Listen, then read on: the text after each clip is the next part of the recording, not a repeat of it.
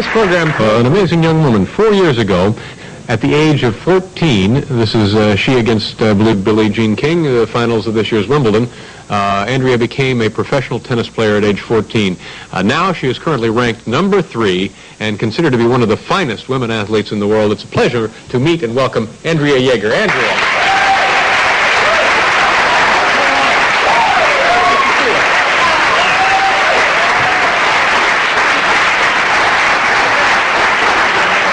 Thanks for being here. Oh, it's great. You look great.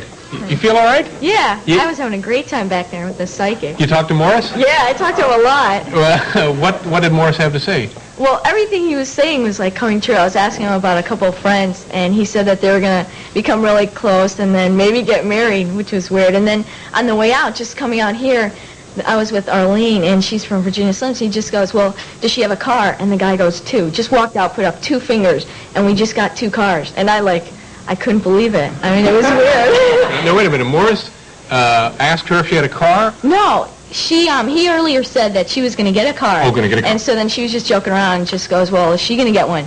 And he left. He put up 2 fingers, and I just went, I couldn't believe it. It was weird. That is weird. Yeah. At first, it sounded like Morris was looking for a ride. A lift downtown. It's a thrill to meet you. I know we mentioned that you turned pro at age 14, and you're 18 now, so you're playing was that the semifinals at Wimbledon? Right. You must get tired of people asking you about your age and stuff, huh? Sometimes. I mean, a lot of times I'll go in with my sister. She gets carded everywhere. You know, I look a little bit older, so it's all right. But it's a lot better, being 18 and, people aren't saying you're 12 or anything, but I don't like people saying, oh, yeah, you're so young and stuff like that. It gets to be annoying. Well 18 seems to be an age that you could expect young athletes to be able to handle themselves okay, but that's still very, very young. Are there anything other than sneaking into bars that you have trouble with at 18? Well, you can't rent a car until you're 21. I went to one place, and I guess the lady just overlooked the license and gave me one. Yeah. I didn't come back for 2 weeks. But sometimes that's hard. Do you travel by yourself or with your mom or Well, friends? sometimes I travel with my father, and right now he's trying to get our house going in Florida because we've just got one there. And sometimes I travel with my sister. My sister's here, and now I just got a coach. It's my 2nd week with Annette Armitage, so we're having a good time. Now, who would you prefer to travel with of that group?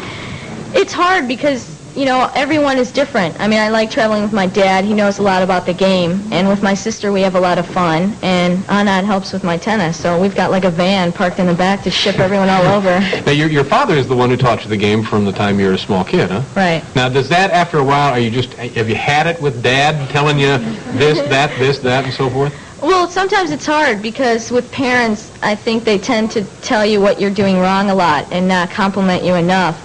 And, that's just happened a lot. My mom always compliments me with my game, and she's so excited where I'm at, and so does my dad. But sometimes, he just always looks at the disadvantages of my game and the weaknesses. Yeah. Now, you turned pro at 14. Can I ask you why you did that? That's surprisingly early, even today, isn't it? Well, a lot of kids now are looking into turning pro, and that's about it. Not really enjoying the game and finishing junior tournaments. But I just finished playing 18 nationals, and I won them, and there's really no other nationals after that. Usually you go to college and play college tennis, and I just figured I'd try the pro circuit for a while, and I did really well, so it just worked out. At 14, how did the other players on the tour treat you? Well, I think it's hard when younger players come up on the tour I know Billie Jean and Rosie and a lot of other players started the circuit, and when you come on the tour, you don't realize that. So I'm sure, I walked around and I didn't really talk to them a lot because I was scared. I mean, here you watch all these people on TV, sure, and then all of a sudden you're in the locker room. But were they nice to you? Did they help you? Yeah, they were really nice. I mean, my first couple of tournaments, I played Wendy Turnbull and I played Chris, and they were just really great. I mean, afterwards they complimented me in press, and they didn't put me down. And I think that made a big difference to me because I was more confident with myself walking in there and going on the court and not being worried if they'd accept me. Do you make friends of the people that you will play in tournaments? Yeah, I mean, you travel a lot. If you're not going to make any friends on the tour, then you might as well not go. But isn't that tough to play a friend in where a lot of money is on the line? I well, it just depends who you are. I mean, I think everyone on the circuit is realizing you have to separate the two. I mean, I get along with a lot of players, and I have to go out there and I have to beat them, or they're going to try to beat me. Yeah. I think you have to recognize that you're out there to play tennis, not to, hit each other lobs or something. Yeah. Now, I one time talked to some professional basketball players, and these were adult men. And I said, now, what do you guys do when you go to a strange city? I mean, for fun, anything? Do you do odd things? Do you do things to your friends? Do you goof around with them, or any odd stuff? Playing around, jokes? Sometimes. I mean, I like that guy over there. He's great. Mr. Jordan is over there. Well, sometimes you joke around a lot. I mean, I've been like at Wimbledon, I went, and it was the end of the tournament, and they had this big celebration party, and I wanted to say bye to Wendy and Pam Shriver and Anna Laird were staying together, and I went there, and they weren't there, and this is like 10:30, so I saw their window open, and I was going to leave a note in there, so I climbed on top of the garage, and I couldn't reach the window, and because it was glass, so I put my... This is on the grounds of the... No, they're staying in a flat, like by Wimbledon, so I had shorts on, but I took off my warm pants to fit them in. Actually, I didn't have shorts on. I wasn't going to say it, but but it was really dark, so no one could see anything. So I'm trying. Now, wait a minute. I didn't want to cut myself on the window, so I put my warm pants there. I'm trying to climb up, and my warm pants fell inside. So I'm sitting there, and this lady goes, "Are you okay up there?" And here I am, in my underpants. I'm like dying. And so finally, I mean, I had to get in then, otherwise I would have been stuck out there. Sure. And I finally climbed in, and I went in there, and I went in their fridge, got something to drink. They had a Playgirl sitting there, took that, and took a chair and waited outside for them to come back. But is that odd enough? Yeah, but if you had been arrested in your underpants at Wimbledon... I would have done. Oh, there's big trouble. Well, I read a thing about, at a tournament recently, your opponent was taking some time, an injury or an equipment, and you were playing. You invited the ball boy onto the court during the tournament match and volleyed with him.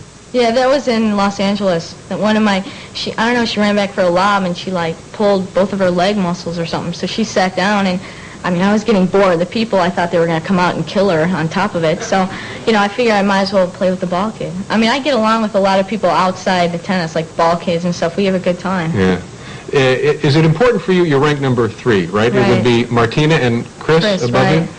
Those are, I mean, if do you really want to be one that badly? Is that very important to you? Well, it's hard because with our computer, I have to go and probably win like the next 10 tournaments in a row, and they have to lose first round for me probably to be number 1. Yeah. So, it's very tough to move up. I mean, it's hard to just stay in the top 5 or top 10. Yeah. How old is Chris now? I don't know. I think she's like, I'm not going to say. She's going to kill me. Go on, say. No, come on. How old do you think she is? I think she has a birthday coming up. I think, well, she's probably 28. 28? Yeah. I think she's a little older, maybe. Steve, you know when her birthday is, don't you? Oh, yeah, she's 27. I know 27, Steve. Andrea,